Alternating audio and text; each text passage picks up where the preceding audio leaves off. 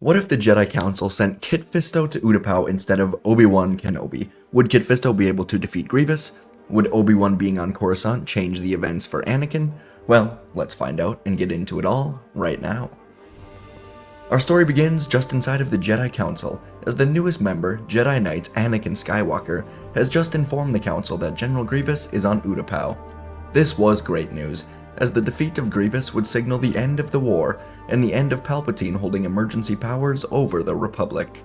His defeat was extremely important, and so the Council debated on who to send. Kenobi was an option, but the Council wanted him to be here with Anakin. Windu was another option, but Yoda wanted him here while he was on Kashyyyk. And after some deliberation, it was decided that Jedi Master Kit Fisto would be the one to go. Fisto had fought Grievous, and nearly destroyed him at his lair in the beginning of the war. The Council trusted him now to finish the job, and Fisto said that he would not disappoint them. Soon enough, the meeting would wrap up, and as everyone was departing, Fisto met up with Obi-Wan Kenobi. Obi-Wan had mentored and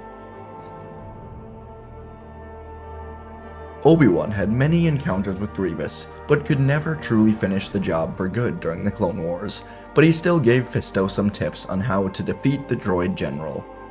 Soon, the two of them walked down to the Republic hangar together, where Fisto would meet with his own clone legion, along with Kenobi's 212th, who were being sent out to Utapau as well. The two said goodbye, as Fisto thanked Kenobi for the help, then began his long voyage into hyperspace. And now Kenobi turned to go and find Anakin. He was truly worried about his former student, and so he was very thankful that he was not sent to Udapow for this mission. Perhaps it was good that the two of them would get time to talk finally. And so Obi-Wan entered back into the temple, trying to find Anakin in his quarters, but he was not here. This was not unusual, so Obi-Wan decided instead to go talk to Padme Amidala, ask her if she has noticed any change in Anakin recently. Inside of Padme's apartment, Anakin and Padme were already talking with each other, as Anakin began to say that he feels lost. The two of them talked for a while about what exactly he meant, and he said that he's not the Jedi that he should be. Both of them were stressed out a little bit when C-3PO alerted them of a new visitor. So together, they both stepped out to the balcony to find Obi-Wan Kenobi with a small smile, saying that he should have known Anakin would be here. Obi-Wan got out of his speeder and simply asked Padme and Anakin to sit with him for a drink while they just talk. Anakin said that he should get back to his secret mission, and it was laced with sarcasm. Obi-Wan could feel Anakin was still very upset about having to spy on Palpatine, so he told Anakin to forget it for now and just sit with him. Padme encouraged Anakin to sit with them as well, and so he finally did, as 3PO brought over some refreshments. Obi-Wan didn't pry into their relationship from here, he just asked how both of them were feeling with the war hopefully coming to an end very soon. Padme was nervously awaiting the conclusion, but she told Obi-Wan that she had doubts about the Republic. She thought it was falling away from what it used to be. And Anakin, he said that he just wanted it to end so he could focus on what was truly important in the galaxy. And Obi-Wan saw him glance over at Padme. Three of them continued to talk for a while longer, all of them avoiding the topic of marriage and childbirth, despite all three of them knowing exactly what was going on. As conversations continued, Anakin was calming down, and he finally revealed what had been making him so upset. He was having dreams of Padme dying in childbirth, and he told Obi-Wan that he would not let them come true. Obi-Wan smiled sadly, remembering when Anakin had dreams of his mother, and how he failed to save her then, how Obi-Wan failed to let Anakin save her. So now he promised Anakin that once the war is over, they will focus on these nightmares. Moments later, both of them were called to the communications room by Master Windu. It had been reported that Fisto and the clones emerged above Udapow, so the two Jedi were required to be in the communications room when a new update would soon be provided. And on Udapow, Kit Fisto opted for an extremely stealthy recon search before truly attacking. The clones were set to ambush Grievous and the droids in about 10 minutes, but during these minutes, Fisto searched high and low for any information on the droid armies, perhaps a shutdown command that Grievous had, anything at all. Eventually, Fisto found himself in a sort of lair or base setup for Grievous.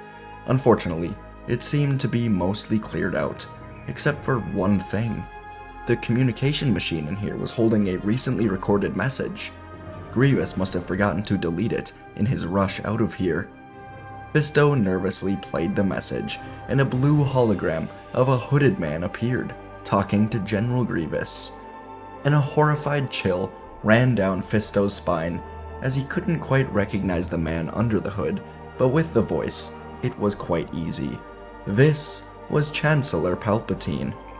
Fisto knew that he and the Council had suspicions about Palpatine, and there were even some discussions about him being a Sith Lord, but seeing it actually be true was beyond shocking. Fisto put his own communicator down, contacting the Jedi Temple. And inside the Temple communications room, Windu, a hologram of Ki-Adi-Mundi and Aayla Secura, and Obi-Wan Kenobi and Anakin Skywalker waited there as the hologram of Kit Fisto appeared. He was noticeably worried about something, and so Windu asked what was going on. Fisto said the Jedi have to see this. Moments later, he showed the recording he found, and now everyone watched as Palpatine, referred to as Lord Sidious, instructed Grievous on his new orders, saying that soon he would have a new apprentice, one far younger and more powerful. Now Anakin could feel the eyes of all of the Jedi burning into him. It was rather clear that this new apprentice was meant to be him, and Anakin realized now how wrong he was about everything. He looked around, saying he would never join the dark side, and a moment later, Windu told Fisto that he must bring that recording to Coruscant. It is necessary proof to convict Palpatine of being a Sith, playing both sides. Fisto said that it would be done, ending the call. And now, Windu looked to Anakin and Obi-Wan, saying they must bring Palpatine to justice. Anakin, seeing now that he was simply a tool for the Sith, agreed without any hesitation. Palpatine had been playing him this whole time.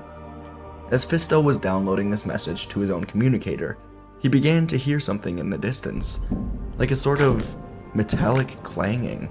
As it got closer, Fisto ignited his lightsaber, looking around the room, but he saw nothing. All was quiet. Too quiet. Fisto took a deep breath, and he went to check on the progress of the download, when suddenly the roof exploded above them, sending Fisto flying, and General Grievous landed in front of Fisto, suddenly igniting 4 lightsabers. With a laugh, he told Fisto that he was doomed.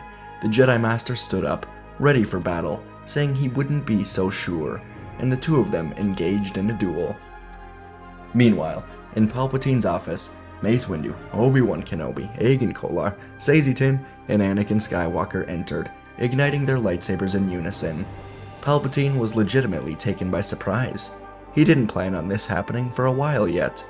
He hadn't even told Anakin that he could save Padme yet, and he could see Anakin was here to defeat him. So Palpatine used the Force to flick a security switch, then ignited 2 lightsabers, telling the Jedi they have made a terrible mistake. With a scream, the Sith Lord spun through the air, gutting Kolar and Tiin, before moving through the room in a duel with Windu, Skywalker, and Kenobi. Back on Udapow, Fisto and Grievous moved through the levels with blinding speed, the combatants exchanging strikes as clones and droids battled each other in the near distance. Kit Fisto's agility allowed him to flow effortlessly through the air, while Grievous's mechanical limbs struck with brute force. Each clash of lightsabers sent sparks flying as the distinct hum of the lightsabers echoed across platforms. Fisto was guiding Grievous closer to the ground. He was on a very defensive style right now, trying to defend against the 4 lightsabers, but he had a plan once they got to the bottom. Utapau's huge winds played a role in the duel, adding an extra layer of difficulty for both of them. Fisto used the unpredictable winds to his advantage though, twirling through the air, delivering precise strikes when Grievous least expected them. And Grievous, however, utilized his cybernetic enhancements to anchor himself against the ground, chasing Fisto as he went into a retreat further down. The battle reached its climax when Kit Fisto finally reached the bottom level, unleashing a flurry of powerful strikes, cutting off 2 of Grievous's arms. This made Grievous very angry, and he charged at Fisto. But Fisto wanted this, and so he flipped backwards, then used his aquatic powers to call upon the nearby water with the Force creating a huge wave that crashed right into Grievous. His circuits were quickly flooded, his systems began to fail as Fisto charged back at him, cutting up Grievous with a flurry of final moves. He finally defeated the droid general and began running back up to the top to retrieve the recording of Palpatine. Now in Palpatine's office, there was not a second where the sound of a lightsaber couldn't be heard. Kenobi, Windu, Skywalker, and Palpatine moved like a blur through the room. Palpatine was absolutely powerful, but even he knew that he wouldn't be able to take out 3 of the most powerful Jedi in the Order all by himself. But he had a plan, of course. The 4 of them continued their battle to the hallway, and Palpatine used the Force to feel clone security heading this way, so he let himself be defeated. Windu cut off his hand, Palpatine fell to the ground, then used the Force to throw his lightsabers out of the window, making sure they could not be found. The Jedi thought this was rather strange, but as the 3 of them put their sabers to Palpatine's neck, the Coruscant guard, led by Commander Fox, ran into the room, pointing their blasters at the Jedi, telling them to stand down immediately. Windu put a hand up in front of them, saying that they could not, that Palpatine was a traitor, but Fox, once again, warned him to stand down or the clones will have no choice but to fire. Kenobi and Skywalker could see that they truly didn't have a choice, that they had to stand down. They saw how terrible this looked for them, that Palpatine had the advantage for now. So the 2 of them put a hand on Windu, saying they will not win by striking down Palpatine in anger. So Windu calmed down now, lifting Palpatine up, saying that they will bring him to the courts themselves. Fox didn't love this, but Palpatine thought of himself as being on top. He was fine with this result. So for now, he told the clones to stand down.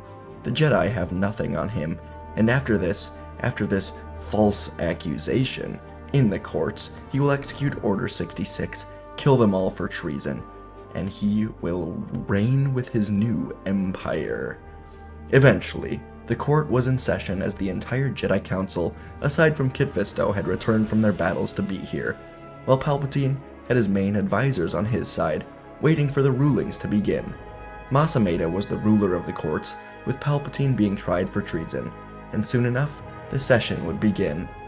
Palpatine described how for many years, he and the Jedi Council have had many disagreements, and as he was granted emergency powers, the Jedi saw their own power fade, and they have had enough. Palpatine said they were making baseless accusations, and now he got many cheers for those in attendance. Now, Mace Windu stood up, walking to the center, saying they actually did have concrete evidence of their claims.